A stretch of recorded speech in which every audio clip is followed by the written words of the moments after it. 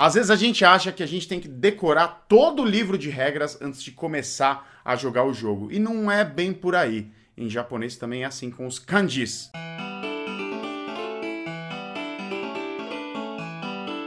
Hai minasan konnichiwa, aqui é o Ricardo Cruz.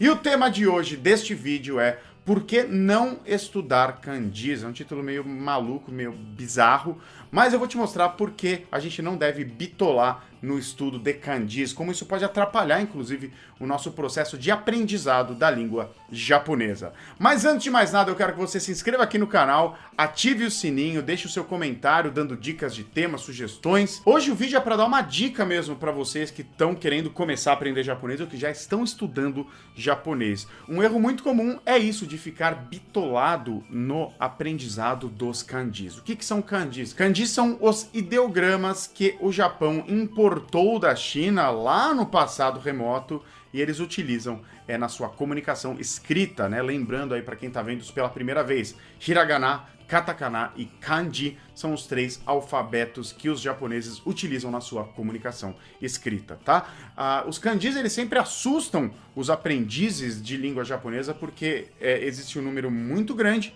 de ideogramas, né? Mais de 2, 3 mil ideogramas, assim, muito mais do que isso, na verdade, né? No dia a dia, em jornais, eles usam uma média de 2 mil kanjis, mais ou menos, mas calma, você não precisa saber tudo isso, e muito menos tudo isso de uma única vez. Existe o básico que é usado a maior parte do tempo, e é um número muito menor. Mas na China, o número realmente é muito, muito grande, porque no chinês, eles só utilizam kanjis, não há outra maneira de escrita. Muito bem, estudantes de língua japonesa, muito por causa dos métodos um pouco mais tradicionais, um pouco mais arcaicos de aprender japonês, eu comecei a aprender japonês dessa maneira. Esses métodos, eles tentam reproduzir uma escola japonesa, né? No Japão é assim, a criança, ela chega lá na escolinha, tem exercícios de escrita de kanjis, ela tem que preencher cadernos de kanjis, fazer repetições, entender os radicais, etc. Mas vamos lembrar que as crianças japonesas são japonesas, elas estão no Japão, elas já falam japonês, então elas fazem o estudo da língua mãe delas, que são os kanjis, que inclui os kanjis.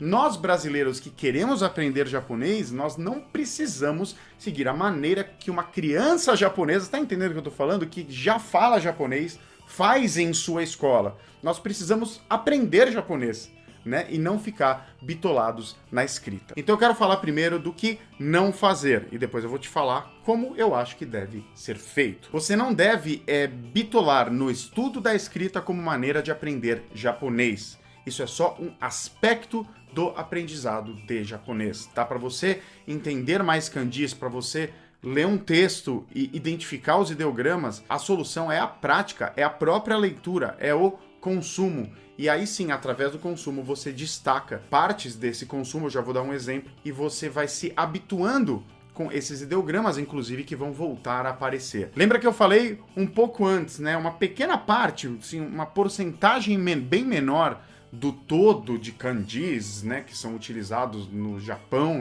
nos jornais, nas revistas, nos mangás, uma pequena parte, ela fica se repetindo quase o tempo todo. Então você não precisa focar numa lista super extensa para você já conseguir consumir coisas totalmente em japonês, tá? Então, resumo do que não fazer: ficar fazendo repetições de kanjis, ficar achando que só quando você dominar a lista de kanjis do básico, seja lá o material de estudo que você esteja seguindo, ou a lista que você encontrou na internet, ou o canal de YouTube que você está vendo, o curso que você esteja fazendo. O erro em relação ao consumo de todos esses materiais é o seguinte: eu só vou passar para a próxima etapa quando eu dominar completamente todos esses ideogramas, tá? Tô falando do estudo de kanji especificamente. Mas daí você pode me perguntar, mas sensei, Ricardo Sensei, e aí eu não faço, como que eu não escrevo kanjis? Você pode escrever kanjis, né? Eu, quando morei no Japão, eu escolhi por vontade própria, porque eu gostava, a matéria de caligrafia como uma matéria complementar. Que eu gosto, eu acho que ajuda sim você escrever.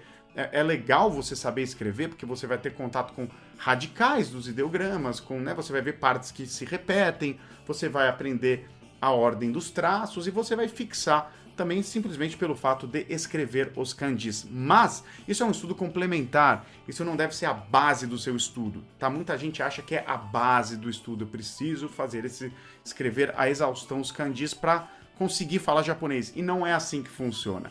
Ninguém que eu conheço, nem uma única pessoa que eu conheço que fala japonês, que não é japonesa e fala japonês, aprendeu dessa maneira. Nem uma só, tá? É sempre complementar. Ah, tem aqueles kanjis, eu sei escrever de cabeça até hoje muitos kanjis porque eu ficava escrevendo a exaustão, mas são poucos, eu não lembro de cabeça a maioria por causa desse exercício que eu fazia lá longe, lá nos anos 90 e tal, e isso não me trouxe conhecimento de língua japonesa.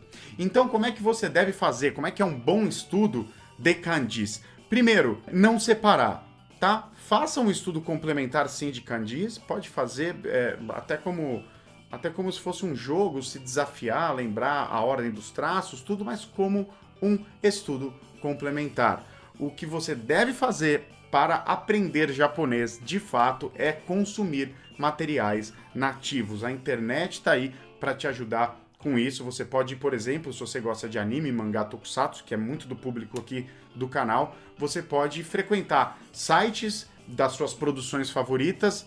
Você vê, por exemplo, quando elas são exibidas, que dia da semana, em que horário, em que emissora, só aí você já vai ter contato com ideogramas super básicos e isso vai te ajudar a memorizá-los, tá? É sempre legal você ter um caderno, sempre legal você ter um programinha de flashcards. A gente sugere o Anki, que é o mais usado, né, para memorização, e ele te desafia através de repetição espaçada, né? O Anki é sempre um parceiro. Se você não conhece o que é o Anki, dá uma pesquisada, vale muito a pena. Então você pode pensar essas frases que você for encontrando através do consumo e colocar no Anki, né? De repente você cria lá um baralho dentro do Anki com o título Treino de Frases Básicas com Kanjis, né? E você coloca ali várias frases básicas do dia a dia que você for encontrando através do consumo de materiais nativos. E é assim que se aprende, gente, não tem como. Foi assim que eu aprendi. Se você está bem no comecinho, ainda não sabe nada, o seu primeiro passo lembra sempre disso, é aprender hiragana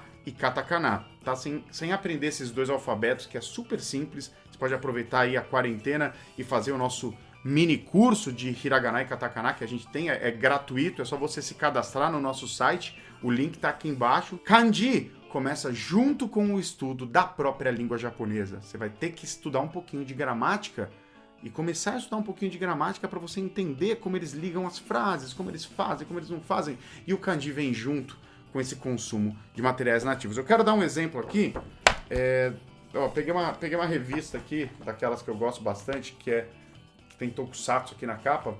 E tem uma parte aqui, ó, exatamente aquilo que eu falei, ó. Então vamos dar uma olhada rapidinho aqui no que tá escrito. Aqui tá escrito assim, Maishu Kinyoubi Yugata 5:30 yori. Então só essa frase, só você se informando que em 1994, Dai Ranger, essa série maravilhosa, passava no Japão todas as semanas, Maishu, esses dois ideogramas, né? Mai é um ideograma bastante básico, significa todos, todas, indica uma totalidade aí. Traz essa ideia de todas, sempre, né? Shu também é um ideograma muito importante, significa semana, então Maishu, todas as semanas. Kinyoubi é sexta-feira.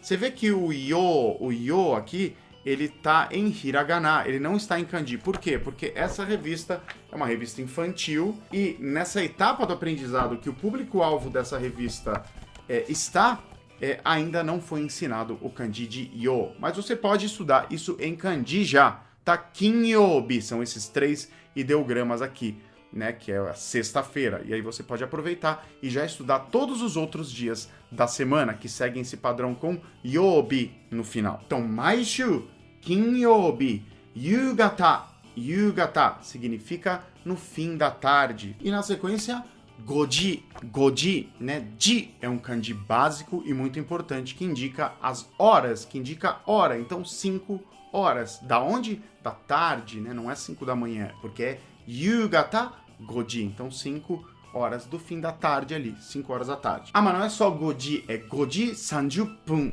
tá? Goji 30 pun. Então, 5:30 30. Esse kanji, que aqui é lido como pun, indica minutos, então 30 minutos. Tem uma outra maneira que a gente pode indicar meia hora, que é han. Então poderia estar escrito assim, ó, goji-han, né? Goji-han, 5:30, tá? Goji-han yori. Mas é mais formal, é mais bonito para um texto escrito aparecer goji 30 pun. E a frase termina com essa estrutura yori, yori, que entre outros significados pode indicar a partir de. Então, a partir das 5:30 da tarde, todas as semanas, às sextas-feiras, tá? É legal até pra gente se acostumar com a ordem dos elementos numa frase em japonês, tá? Vou ler mais uma vez para vocês. Maishu kinyoubi yugata 5:30 yori, tá?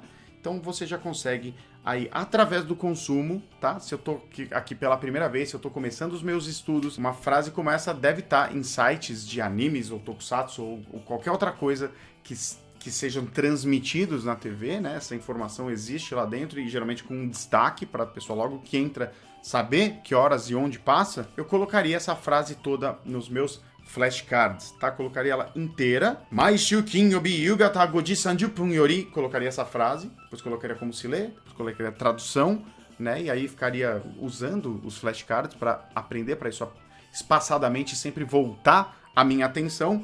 Mas também eu colocaria as palavras separadas também, né? Se você está começando agora, você pode pôr um vocabulário básico. Vai aí de como você acha que você aprende melhor. Você pode colocar uma lista de palavras ou palavras básicas interagindo, por exemplo, Maishu kinyobi. Então quer dizer, todas as semanas, sexta-feira. Então você pode colocar isso junto para você ver só esse fragmento que vai estar em outros lugares. Enfim, repetição e consumo de materiais nativos são a chave para um bom aprendizado de japonês. Não adianta você pegar esses kanjis todos que eu citei aqui individualmente e ficar apenas escrevendo eles shu, shu, semana, semana, semana. Agora, fazendo isso como um reforço, como um aliado, como um estudo aliado ao consumo, de fato, porque a língua é feita para a gente consumir coisa, para a gente usar, uma ferramenta.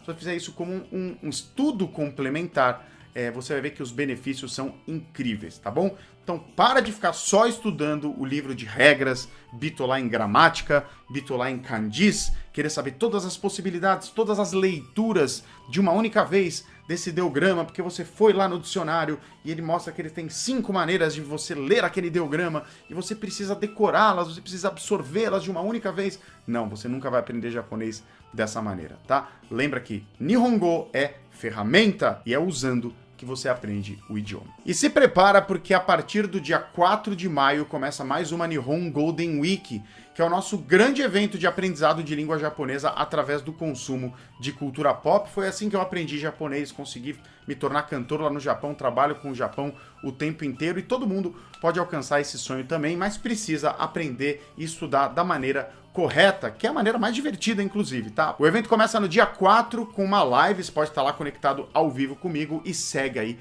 ao longo de toda a semana. Não perde porque tem conteúdo muito, muito, muito bom, tem aula gratuita lá no meio com materiais nativos, então a gente vai muito a fundo nesse processo de aprendizado, nessas técnicas de aprendizado e todo mundo pode e deve participar. Não deixa de vir fazer parte da nossa comunidade, www.cursonihongo.com.br. Entra no site, coloca o seu e-mail que você ganha o nosso e-book e o nosso mini curso em 8 vídeos. E é isso aí, não deixa de explorar outros assuntos aqui no nosso canal para aprender japonês do jeito certo, que é se divertindo no processo. Até o próximo vídeo, já né?